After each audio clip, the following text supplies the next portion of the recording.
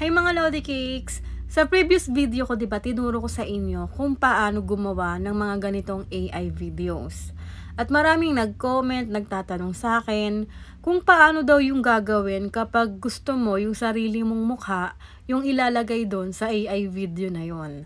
Katulad na ng ganitong AI video, yan, lalagay natin yung sarili nating mukha dyan, yung ikaw yung mismo yung nagsasalita dyan. So, ganito yung gagawin nyo after nyo makapag-generate ng AI video. Pumunta po kayo dito sa Google at i-type nyo dito AI Face Swap IO.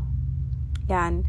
Tapos dito tayo sa website na to pupunta, dito sa AI Face Swap. Nakalagay dyan aifaceswap.io, diba? Diyan kayo pupunta. Tapos ito yung makikita ninyo. So, hindi nyo na kailangan dito mag-login or mag-sign up. Scroll down nyo dito. So, makikita nyo meron ditong face swap, multiple swap face, tsaka video swap face. So, dito pinutin nyo dito yung video swap face. Ayan. Tapos, pagka pindot nyo yan mga Lodi Cakes, ganito yung makikita ninyo. Scroll down nyo lang. Tapos, dito makikita nyo may upload a video. Pinutin nyo itong click to upload. Tapos, dito i-upload nyo lang. Punta tayo sa photo library. Yung na-generate nating AI video. Ayan.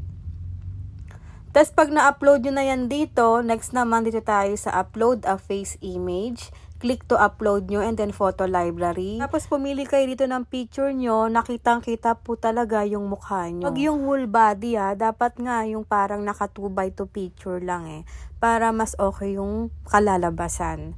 Tapos after nyan, step 3 tayo, pindutin nyo itong render to start. Tapos pag napindot nyo na itong render, wag po kayong aalis sa website na to. At wag nyo rin pong i-refresh para hindi mag-reload kasi mawawala po yung ginawa natin. Tapos mag-antay na lang kayo, mag 100% to kasi swapping na yan. At pag nag 100% na, ito na yung kalalabasan. Play lang natin para makita natin. Lodi Cakes! Mako Ses TV! Ayan, diba? Mukha mo na yung nandyan, napalitan na siya. Para naman ma-download or ma-save, pipindutin nyo tong save icon na to at matik yan. Save na po yan sa phone nyo. Kaso nga lang mga Lodi Cakes, i-expect nyo na nabababa po yung quality ng video. Kasi bababa po yung resolution yan. Pero pwede nyo rin po siyang i-enhance. Pindutin nyo na tong enhance. Tapos, dito, pindutin nyo tong upload your video. And then, click to upload, photo library. Tapos yung na-save kanina na face swap, yun yung i-upload nyo dito. Tapos dito sa baba, meron ditong resolution 2K and 4K. For example, 4K po yung gusto ninyo. Pinutin nyo itong 4K.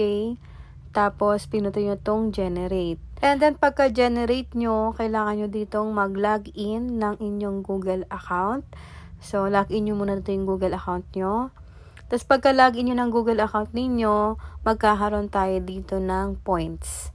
So sa day 1, 30 points yan. And then mag-login ka uli kinabukasan para makaklaim ka uli ng another 30 points. Kasi once na i-generate natin itong mga Lodi Cakes, ay kailangan natin ng 42 credit points.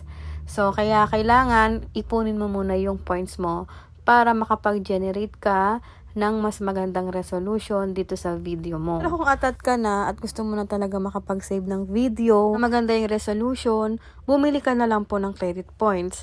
Pinutin mo tong pricing para makita mo yung listahan kung magkano po at kung ilan yung credit points na mabibili mo. Ayan, meron $6 dyan, $9. Meron pinakamura dito. Pinutin nyo tong view all plans. Ayan o, meron ditong $2.99 lang. Dadagdagan ka na 160 credit points. Tapos, gamitin mo yan para makapag-generate ka ng mas magandang resolution at quality yung video na masisave mo.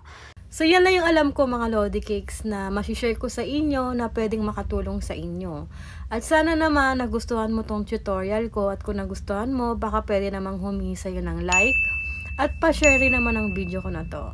So, yun lang mga Lodi Cakes. Thank you for watching and keep safe mga Lodi Cakes.